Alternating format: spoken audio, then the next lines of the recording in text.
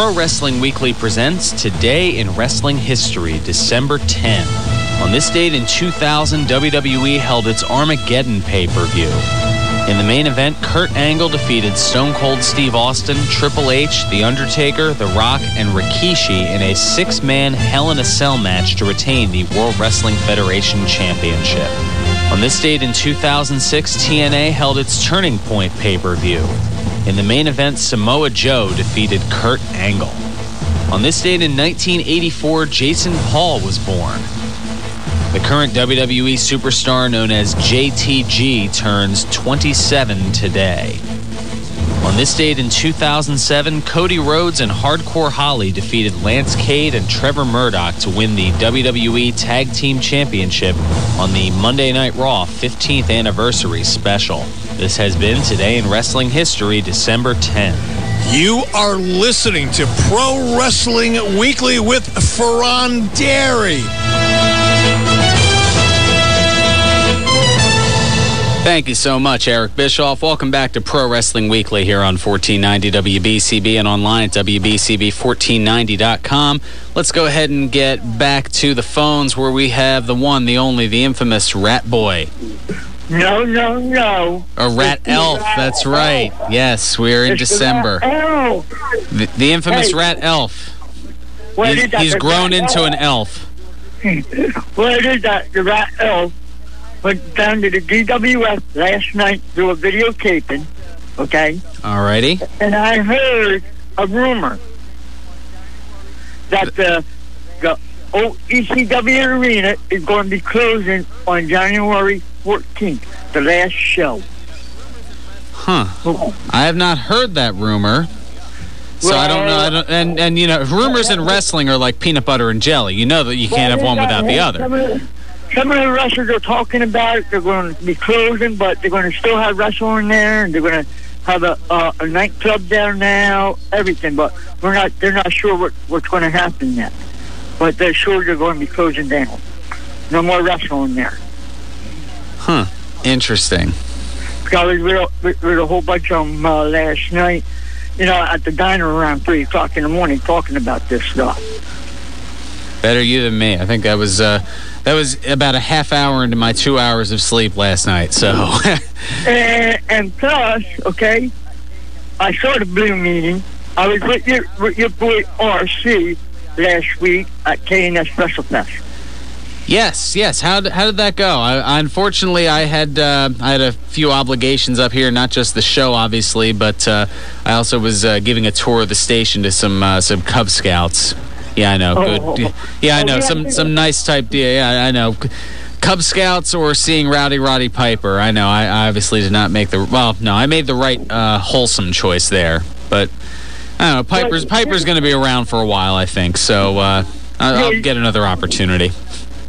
He'll be back because I was talking to him. He said he will be back. Because I was talking to him for about 15, 20 minutes. He just hold everybody up.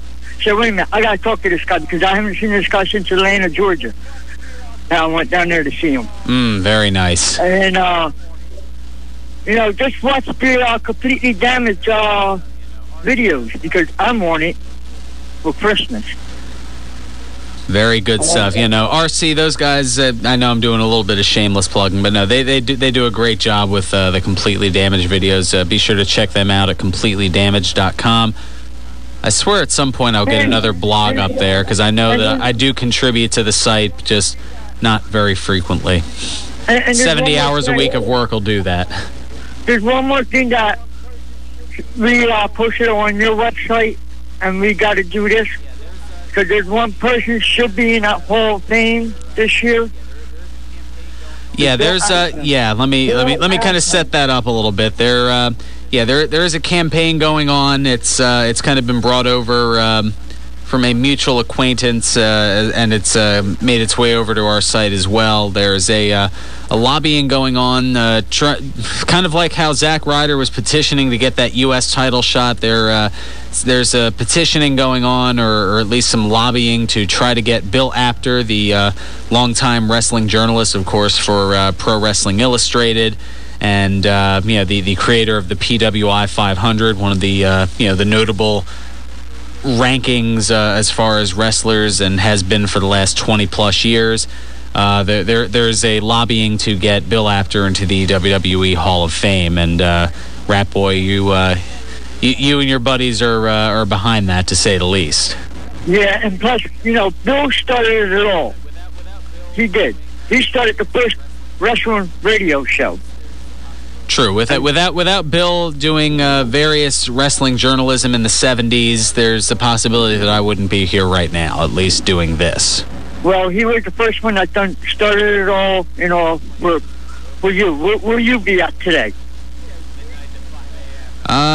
Probably playing music on the overnight. Oh, wait, I'll be doing that anyway. Midnight to 5 a.m. Here at WBCB. Bill started it all for all of us, with these radio shows. Absolutely. I mean, best of luck to him. I mean, if there's anything I can do, certainly let me know. I mean, hey, if Mil Mascaris can get in, I hate to use it because I know we used it. If Coco Beware can get in, then he's certainly more credible of a potential entrant than Coco Beware. That's for sure. Not that I want to rip Coco Beware. Next thing I know, Coco Beware and Frankie are going to be after me, but I don't know. I'm one of those Hall of Fame purists. I mean, I ripped James Dudley being in there back in 1994 just because he was a promoter. I mean, I don't know. And there's something that I put up about Six-Flash Snooker. I saw that as well. We'll get a little bit more into that next week. Next week is going to be so jam-packed. Anyway, I'm up against it. Thanks, Rat Boy. Okay, if I can't get to you next week, everybody have a very, very Merry Christmas and a Happy New Year. Yes, to you and yours as well. Looking forward to to hopefully more great stuff in 2012. But of course, we got a little bit of business next week as well. One more show next week. It's going to be a 2011 year in review, and then I'll be off for Christmas Eve and New Year's Eve. No wrestling show those 2 weeks, and then we'll be back, and hopefully better than ever in the first Saturday of 2012. Let's get back to the phones. We've got George who's been waiting patiently. George, welcome to Pro Wrestling Weekly. Hey, happy holidays. I just have a quick question for you. What's The Undertaker been doing? Well, he's definitely been recouping. Obviously, he hasn't wrestled a televised match since going back to WrestleMania 27, and it looks like, that's kind of the other rumored name as far as that the individual who'll be returning to WWE coming Monday, January 2nd. The Undertaker's been rumored, as has Chris Jericho, so it could be possible that one, heck, or even both of them could be making their return coming up on January 2nd. But I would imagine that you'll be seeing more of The Undertaker as the new year rolls around and as we get closer to WrestleMania 28, as Taker will be vying to more than likely, I would imagine, end his Hall of Fame career as far as a WrestleMania record of 20-0. Who do you think who will be his opponent this year, you think? Oh man, right now it'd be hard for me to speculate, and we have many a week to kind of come up with our thoughts on that as it gets closer. It looks like the possibility of a rematch with Triple H after what they put together last year. That is certainly a possibility. I would hope that they'll have somebody build up well enough that if they want to go the route of having him, having The Undertaker lose, that it'll build up that individual's credibility that much more. But it's hard to say. Looking at a framework for WrestleMania at this point, we already know that we're going to have John Cena and The Rock. It looks like we're leading toward a Mark Henry, Daniel Bryan world title feud situation. The rest, and it's going to be The Undertaker against somebody. Well, that's what I understand. I don't understand this whole thing about bringing Nash back. I think Nash wanted a payday, and Triple H, being longtime buds with him, and of course, being the heir apparent to the company, as Vince McMahon definitely isn't getting any younger. Right. But didn't Nash get hurt like about 5 or 6 years ago really bad? He blew his leg out or something really bad?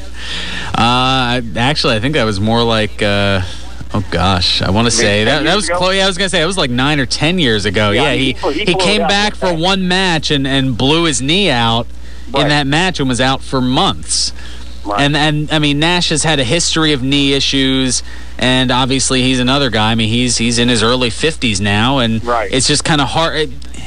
His pacing and his style and everything is kind of stuck in 1994. I mean, I hate to kind of pull from CM Punk, but I mean, when he kind of said, this isn't 1994, you're not Big Daddy Cool Diesel anymore. Yeah, it's kind of the case. I mean, he is no matter how much black hair dye you're going to put in your hair to get away the gray,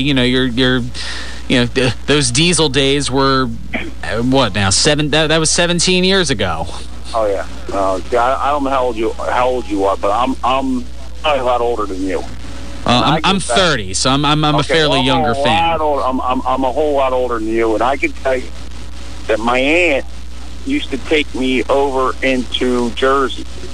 Okay, She lived in Riverside, and I used to go see Bruno Sammartino, Bobo Brazil, Dr. Bill Miller. I mean, that's how old like I said, I've seen wrestling come back and forth, and Hogan came in, but I never heard anybody do a wrestling show before, and I just turned you on BCB, and I said, I got to call this guy up because, I do enjoy it. I know it's only entertainment. I know it's, people can go crazy, this, but it makes me laugh, and to me it's enjoyable.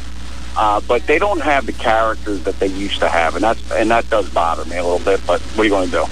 Yeah, and we've seen the pendulum kind of go both ways on that. I mean, if you look back to the early 90s and mid-90s, everybody had a character. I mean, you had everything from a wrestling model to a wrestling plumber to a wrestling race car driver to a wrestling trash man. Everybody goes Duke the Dumpster Droese when you think of that era.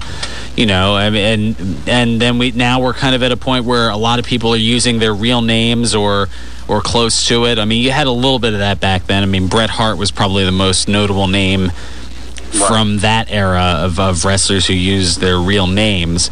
Now you see it. Well, you did see it with Bryan Danielson. I don't know that they've now gone with Daniel Bryan as kind of a takeoff of that. Just something for WWE to trademark. Go figure. Yeah, it's Vince has said it on many occasions. It's all about the money. That's what it is. Give McMahon credit. I mean, he built himself an empire. Absolutely. He built an empire. No matter what anybody says about the guy, he built himself an empire.